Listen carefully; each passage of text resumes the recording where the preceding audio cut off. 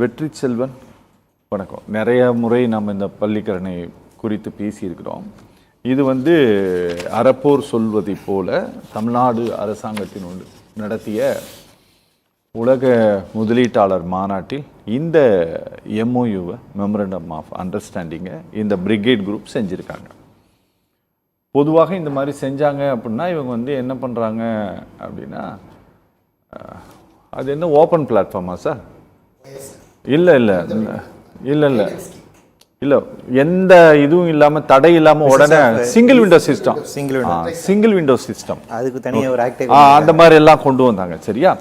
இப்போ இவர்கள் சொல்லக்கூடிய எல்லாவற்றையும் அறப்போர் இப்போ சார்ஜ் வச்சிருக்கக்கூடிய எல்லா கோணங்களிலும் பார்த்து தான் அனுமதி கொடுக்கணுமா, இல்லை இந்த மாதிரி எல்லாம் ஒப்பந்தம் போட்டால் அதெல்லாம் பார்க்காமலாம் கொடுத்துருவாங்களா? சட்டம் அப்படி தான் மாற்றி அமைக்கப்பட்டுள்ளது. அந்த பிஸ்னஸ் ஈஸி டூயிங் அப்படிங்கிற, அதாவது என்னென்னா இது எளிமையாக்குதல், இண்டஸ்ட்ரியலைசேஷனுக்கான வழிவகைகளை எளிமையாக்குவது என்பதற்காக என்ன பண்ணுறாங்கன்னா, ஒரு சிங்கிள் அப்ளிகேஷன் மூலமாகவே எல்லாத்தையும் நீங்கள் ஸ்க்ரூட்டினைஸ் பண்ணலாம். அதில் ஈஸியும் வந்துடும், பில்டிங் அப்ரூவல் வந்துடும், பொல்யூஷன் கண்ட்ரோல் போர்ட் கிளியரன்ஸ் வந்துடும், அப்படிங்கிறதுக்கான ஒரு விஷயங்களுக்கு கொண்டு வந்திருக்காங்க. ஸோ அந்த வழிவகை செய்கிறாங்க. நீங்கள் இதில் அடிப்படையில் நம்ம புரிஞ்சிக்க வேண்டியது விஷயம் என்னென்னா, இந்த பள்ளிக்கரணை மார்ஸ்டாண்ட் பொறுத்த வரைக்கும் நோ டெவலப்மெண்ட் ஜோன் அப்படின்னு தான் நம்ம மாஸ்டர் பிளானில் இருக்குது. Okay, no development zone. அதாவது நம்ம சென்னைக்கான மாஸ்டர் பிளானை பொறுத்த வரைக்கும் 2 இடம் மட்டும்தான் நோ டெவலப்மெண்ட் ஜோன். ஒன்று பள்ளிக்கரணை மார்ஸ்டாண்ட், இன்னொன்று ஏர்போர்ட் ஏரியா. ஓகே, இது 2 தான். இது 2 தவிர்த்து சென்னையில் இருக்கக்கூடிய சூழல் எக்கோ சென்சிட்டிவ் ஜோன் எந்த பகுதியாக இருந்தாலும் பெரும்பாக்கமும் அதுக்குள்ளே வந்துடும். ஆமாம், அங்கே கட்டுமானங்கள் இது என்னென்னா அந்த மார்ஸ்டாண்டுன்னு அறிவிக்கப்படும். இப்போ அதுதான் அதில் தான் என்னென்னா சட்ட ரீதியாக அதில் ஒரு சின்ன டாட் வச்சுருக்காங்க. என்னன்னா இப்போ நோட்டிஃபைடு ஃபாரஸ்ட், அது மார்ஸ்டாண்ட் நோட்டிஃபைட் ஃபாரஸ்ட் 2007 நோட்டிஃபை பண்ணுறாங்க. அது ஃபாரஸ்ட் கன்சர்வேஷன் ஆக்டில் இருந்து நோட்டிஃபை பண்ணுறாங்க. அதாவது என்னென்னா ஒரு வனமாக அறிவிக்கப்பட்ட பாதுகாக்கப்பட்ட பகுதியாக இருக்கிறது. அப்போ அந்த பாதுகாக்கப்பட்ட பகுதியை பொறுத்த வரைக்கும் 600 ஹெக்டேர் செலவிலான நிலப்பகுதி தான் அது பண்ணுறாங்க. அதான் அறப்போர் அவங்க குறிப்பிடுறாங்க இல்லைங்களா. அதாவது ஒட்டுமொத்தமாக அது ராம்சார் சைட்டாக ஐடென்டிஃபை பண்ணப்பட்ட நிலம் அப்படிங்கிறது 1600 வருது.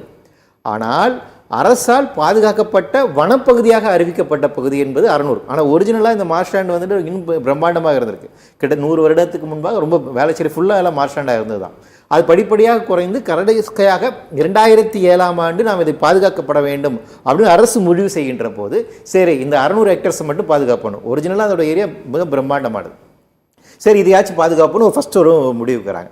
அப்படி ஒரு முடிவுக்கு இந்த 600 ஹெக்டர்ஸ் ஆஃப் லேண்டை பாதுகாப்புனா அப்போ தான் என்ன பண்ணுறாங்க, ஃபாரஸ்ட் டிபார்ட்மெண்ட்டோட கட்டுப்பாட்டுக்கு இது போகுது. அப்போ இது வனத்துறையினுடைய நேரடியான பாதுகாக்கப்பட்ட ஒரு பகுதியாக இருக்குது. அதற்கு பின்பாக இதில் வேறு ஏதாச்சும் மாற்றிருக்காங்கன்னு கேட்டால் கண்டினியூஸாக மாற்றிட்டு தான் நடந்துட்டுருக்காங்க. 2012 அங்கே தான் டம்பிங் யார்டு கொண்டு வராங்க. அதற்கு ஏலினேஷன் ஆஃப் லேண்ட் அப்படிங்கிறதுக்காக, அதை ஏலினேட் பண்ணுவதற்கு என்பதற்காக ஒரு ஜீவோ போட்டு மார்ஷ்லேண்டுக்குள்ளே குப்பை கொட்டுவதற்கான சட்ட ரீதியாக அனுமதி தர்றாங்க. ஓகே, அப்புறம் மார்ஷ்லேண்டுக்குள்ளே சட்ட ரீதியாக இருக்கக்கூடிய என்ஐடி போன இன்ஸ்டியூஷன் உள்ள கொண்டு வராங்க. அப்போ என்னன்னா, பாதுகாக்கப்பட்ட இடமாக அது அறிவிக்கப்பட்ட பின்பாகவும் அரசாங்கம் தொடர்ச்சியாக அந்த பகுதிகளை அழித்து வேறு வேறு கட்டுமானத்துக்காக தொடர்ச்சியாக அனுமதிச்சுட்டே தான் வர்றாங்க. இந்த நிலை அப்படிங்கிறது நீடித்து வந்திருக்கு. அதுக்கப்புறம் ஒரு காலகட்டத்தில் பயங்கரமான மக்கள் எதிர்ப்பு, நம்மளுடைய சென்னையினுடைய சூழல் பாதுகாப்பு அப்படிங்கும்போது பாதுகாக்க வேண்டும் அப்படிங்கும்போது தான் சமீபத்தில் என்ஜிடியில் கூட ஒரு கேஸில் சொன்னாங்க. ஸோ நீங்கள் அருகாமையில் இருக்கக்கூடிய ஏரியாவில் வீடு கட்டுவதுக்கு தவிர்க்க வேண்டும், இந்த மாதிரி நிறைய சொல்கிறாங்க, நிறைய ரெஸ்ட்ரிக்ஷன் கொண்டு வராங்க. இப்போ என்ன பண்ணுறீங்கன்னா, இந்த லேண்டை அவர் குறிப்பிட்டது போல் ரீகிளாசிஃபிகேஷன் செஞ்சுக்கிட்டே இருக்காங்க. அந்த சர்வே நம்பரை மாற்றி அப்போ என்னென்னா, சட்ட ரீதியாக இந்த சதுப்பு நிலங்களை உங்களுக்கு தனியார் மற்ற இன்ஸ்டிடியூஷன் வருகின்ற வேலை அப்படிங்கிறது தொடர்ச்சியாக நீடித்து கொண்டே வருகிறது. ஸோ அது ஒரு லீகலைஸ்டாக இந்த லீகல் சார்ந்திருக்கும் ஒரு என்ன சொல்றது, அரசினுடைய அனுமதியோடு இந்த சதுப்பு நிலங்கள் வேறு வேறு திட்டங்களுக்காக மாற்றி அமைக்கப்பட்டு வருகிறது. இன்னும் சொல்லப்போனால் இந்த சதுப்பு நிலங்களை சார்ந்திருக்கக்கூடிய பகுதிகளை பாதுகாப்பதில் ட்ரஸ்ட் ஒன்று இருக்கு. இங்கே என்னன்னா, இந்த இப்போ குறிப்பாக அறப்போர் எழுப்பி இருக்கக்கூடிய இந்த புகாரில் என்னன்னா, அரசாங்கம் குப்பை கொட்டுவதற்கு பயன்படுத்தினாங்க, என்ஐடியை கொண்டு வந்தாங்க, இந்தியன் ஓஷன் டெக்னாலஜியை கொண்டு வந்தாங்க, இப்படின்னா இதெல்லாம் அரசாங்கமே கொண்டு வந்தது. ஆனால் இன்னைக்கு இந்த பிரிகேட் குடும்பம் என்டர்பிரைசஸ் லிமிடெட் இந்த பர்டிகுலர் இந்த சர்வே நம்பர் குறிய இந்த 14 ஏக்கர் நிலத்தை இவங்க அரசாங்கத்துக்கிட்ட இருந்து வாங்கலை. அதுதான் இங்கே பிரச்சனை. ஏன்னா இவர்கள் ஆப்பதிவேடு ஏ ரிஜிஸ்டர் வரை எடுத்திருக்கிறார்கள். ஏ ரிஜிஸ்டருடைய ஆவணம் தெளிவாக அது காப்புக்காடு பகுதிகள் அப்படின்னு சொல்லப்படுகிறது. காப்புக்காடு பகுதியாக இருந்தது எப்படி வந்து பல கை மாறி எப்படி இவ்வளவு பெரிய ஒரு கட்டுமான நிறுவனத்துக்கிட்ட போனதுங்கிறதெல்லாம் ஒரு கேள்வியாகவும் வச்சிருக்கிறாங்க. ஜெயராம் பேசியிருக்காரு. இந்த இஷ்யூவை பொறுத்தவரை இது அரசாங்கம் பாதுகாக்கப்பட்ட மார்ஷ்லேண்ட் அப்படின்னு குறிப்பிட்ட சர்வே நம்பருக்குள்ள வரல. அவங்க ஒரு 19 சர்வே நம்பர் கொடுத்துருக்காங்க, அதில் வரல. ஆனால் ராதாகிருஷ்ணன் சொல்றது என்ன அப்படின்னா, நீர்நிலை பகுதிகள் அப்படின்னா அது ஒரே சர்வே நம்பராக தான் இருக்கும், அது உடையாது அப்படின்னு சொல்றாரு. இந்த நுணுக்கமான விஷயங்கள் எல்லாம் இந்த விவகாரத்தில் இந்த அரசாங்கம் பார்க்குமா? அரசாங்கம் பார்க்க வேண்டும். இந்த இடத்துல தான் இந்த விசாரணை தேவைப்படுகின்றது. இவங்க எழுப்பிக்கூடிய இந்த முக்கியமான கேள்வி இருக்கீங்களா, அப்போ இந்த சர்வே எப்படி ஒரே நம்பரை வந்து சப் டிவைட் ஆகிட்டே போகுது, எப்படி ஆனது? அப்போ ரெவென்யூ டிபார்ட்மெண்ட்டுடைய கன்சர்ன் இல்லாமல், அவர்களுடைய அனுமதி இல்லாமல் இது நடந்திருக்க வாய்ப்பில்லை. அப்போ ரெவென்யூ டிபார்ட்மெண்ட்ல எப்படி இது நடந்தப்பட்டது, எப்படி இந்த கிளாசிபிகேஷன் நடக்கும், எதன் அடிப்படை நிகழ்த்தப்பட்டது அப்படிங்கிற ஒரு கேள்வி இருக்கீங்களா, அதான் விசாரணைக்கு தேவை. அதுதான் அவங்க எழுப்பிக்கூடிய ரொம்ப முக்கியமான விஷயம். எந்த இடத்துல விசாரணை தேவை அப்படின்னா, நீங்க ரெவென்யூ அத்தாரிட்டிஸ் லேண்ட் ரெக்கார்ட்ஸ் இருக்கு, forest department once forest department வந்ததுக்கு அப்புறம் அந்த என்டையர் லேண்ட் அவங்களுடைய ப்ரைவேட். இது என்னன்னா, இந்த நோட்டிஃபிகேஷன் பப்ளிக் டொமைன்ல இவ்வளவு காலம் இல்லை. எனக்கு தெரிஞ்சு இன்னைக்கு வரைக்கும் பள்ளிக்கரணை மார்ஷ் லேண்ட் ஒரு நோட்டிஃபைடு ஃபாரஸ்ட் தானே அப்படின்னா அது என்ன கெசட்ல பப்ளிஷ் ஆயிருக்கணும் இல்லைங்களா? அதோட அர்த்தம் என்ன, பொதுமக்கள் பார்வைக்கு வைக்கப்படணும். பொதுமக்கள் பார்வையில் இருந்தால் தான் என்னன்னு சர்வே நம்பரும் தெரியும். ஓகே, இன்னைக்கு வரைக்கும் அது வந்து பொதுமக்களோட பார்வையில் கிடையாது. நாங்கள் ஆர்டிஐல போட்டு வாங்கிருக்கல, இப்பவுமே அதில் இவங்க அரப்பூர் தந்திருக்கக்கூடிய அந்த நோட்டிஃபிகேஷன் கொடுத்துருக்காங்க, கெசட் நோட்டிஃபிகேஷன் வந்து ஜியோ கொடுத்துருக்காங்க. பார்த்தீங்கன்னா ரொம்ப ஒரு பழையது, அதில் தெளிவாகவே இருக்காது. உங்களுக்கு சர்வே நம்பர் கண்டுபிடிக்கிறது ரொம்ப கஷ்டமாக இருக்கும். ஓகே, ஏன் அதை வந்து பதுக்கி வைக்கணுங்கிற ஒரு கேள்வி இருக்கு இல்லைங்களா? ஏன்னா இப்படி தான் வந்து இந்த மார்ஷ்லேண்டை வந்து வேற வேற பகுதிகளுக்காக தொடர்ச்சியாக ரெவென்யூ டிபார்ட்மெண்ட் மாற்றிக்கிட்டே வந்துட்டு இருக்காங்க.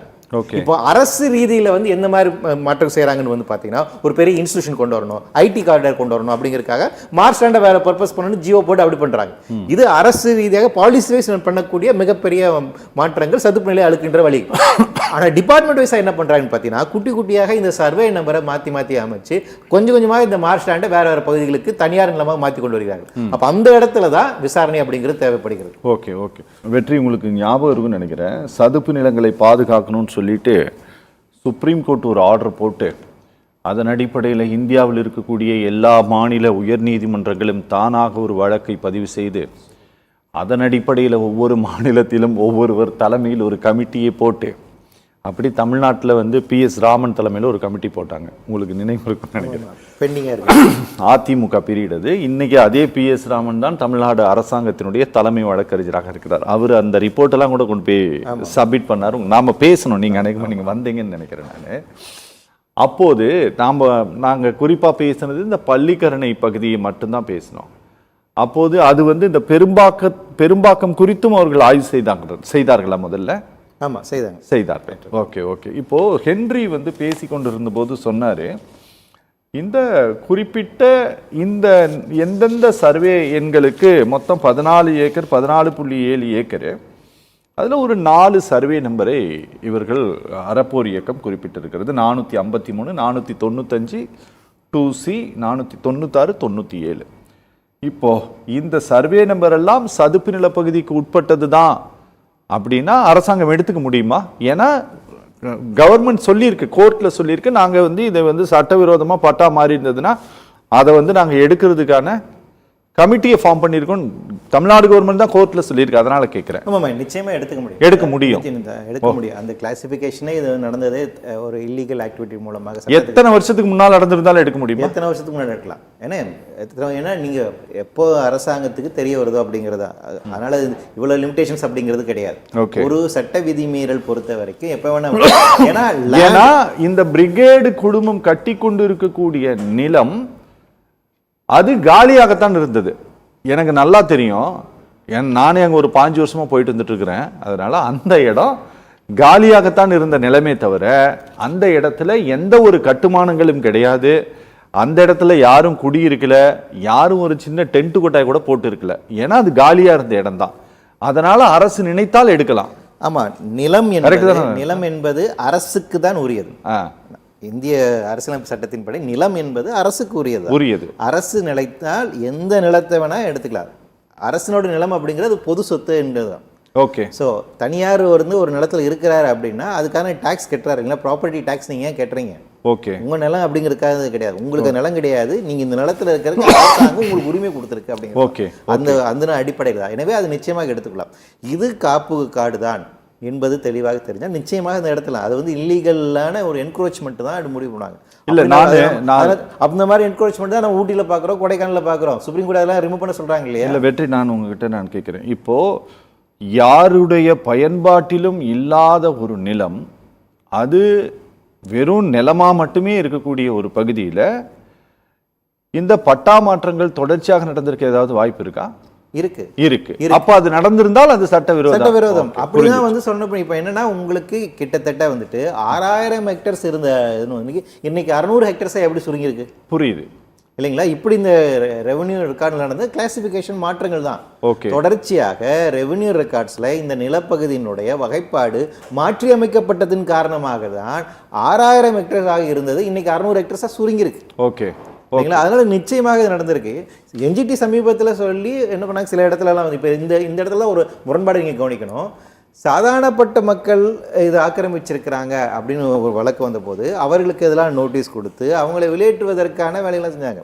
அப்படி நிறைய மக்களை வெளியேற்றினாங்க. என்ஜிடி கேட்குறாங்க, தேசிய பசுமை தீர்ப்பாயம் கேட்குது, ஏன் நீங்கள் அவங்களெல்லாம் வெளியேற்றலை அப்படின்னு. அப்போ ஒரு பகுதியில் எளிய மக்கள் ஆக்கிரமிப்பு அப்படிங்கிறது கடுமையான நடவடிக்கைக்கு உள்வாக்கப்பட்டு அவங்களெல்லாம் அகற்றப்படுகிறார்கள். இன்னொரு பகுதியில் சந்தேகத்துக்கு உரிய வண்ணம் சில பட்டாக்கள் வழங்கப்படுகின்றன, சர்வே மாற்றி அமைக்கப்படுகின்றன, அதன் மீதான உரிய விசாரணை கூட நடைபெறுவதில்லை. ஓகே. இந்த வேரியேஷன் இருக்கு. அப்போ இதுக்கான நிச்சயமான சாத்தியக்கூறுகள் இருக்கு. அரசாங்கத்திடம் இந்த அதிகாரம் இருக்கின்றது, நீதிமன்றத்திலும் அதிகாரம் இருக்கு, சட்ட ரீதியாக இதை ரிட்ரைவ் பண்றதற்கான எல்லா விதமான அதிகாரம் இருக்கு. இன்னும் குறிப்பிட்டு சொல்ல போனா காப்பு காடு அப்படிங்கன்னா அது சார்ந்து இருக்கக்கூடிய எக்கோ சென்சிட்டிவ் ஜோனுங்க ரொம்ப முக்கியமான. அந்த வீடியோ போடுங்க, நம்ம போட்டு அந்த மார்ஷ்லேண்ட் வீடியோ போடுங்க. ஓகே. அதாவது சுப்ரீம் கோர்ட் என்ன சொல்றாங்கன்னா, ஒரு பாதுகாக்கப்பட்ட வனப்பகுதி அப்படின்னா அதை சுத்தி இருக்கக்கூடிய பஃபர் ஜோன் நீங்க வைக்கணும். ஓகே. பஃபர் ஜோன் அப்படிங்கிறது இங்க நோட்டிஃபை பண்ணல நம்ம பள்ளிக்கரணை மாஸ்டாண்ட பொறுத்த வரைக்கும். அப்படி நோட்டிஃபை பண்ணல அப்படின்னா 10 கிலோமீட்டர் சர்க்கம்ஸ்டன்ஸ் அப்படிங்கிறது வந்து பாத்தீங்கன்னா பஃபர் ஜோனா அறிவிக்கணும். அந்த இடத்துல தான் நீங்க ஃபாரஸ்ட் டிபார்ட்மெண்டோ என்ஓசி வேணும் அப்படிங்கிறது. ஃபாரஸ்ட் டிபார்ட்மெண்ட் அதனால என்ன சொல்றாங்க, 60 மீட்டர் தள்ளி இருக்குன்னு கொடுக்குறாங்க இல்லையா? ஏன் அப்படின்னா வனத்தினுடைய அருகாமையில் நீங்க கட்டுமானம் செய்ய முடியாது. ஓகே. இந்த மார்ஷ்லாண்ட் அப்படிங்கிறதுன்னு பார்த்தீங்கன்னா இந்த குடியிருப்பு இதெல்லாத்தையும் மீறி என்னன்னா சென்னைக்கான முக்கியமான ஒரு வடிகால் பகுதி. ஓகே, புரியுது. நீங்கள் இது வந்து ஒரு கெனல் சிஸ்டம், ஒரு வாட்டர் கேரிங் சிஸ்டம் அது வந்துட்டு. ஸோ இது சென்னையில் மக்கள் வாழணும் அப்படின்னா, வெள்ள பாதிப்பு இல்லாமல் வாழணும் அப்படின்னா மிச்சம் மீதி இருக்கக்கூடிய இந்த சதுப்பு நிலங்களை பாதுகாக்க வேண்டிய ரொம்ப ரொம்ப அடிப்படையான தேவையாக இருக்குது. ஏன்னா சென்னையினோட கிரீன் கவர் அப்படிங்கிறது 3% தான்.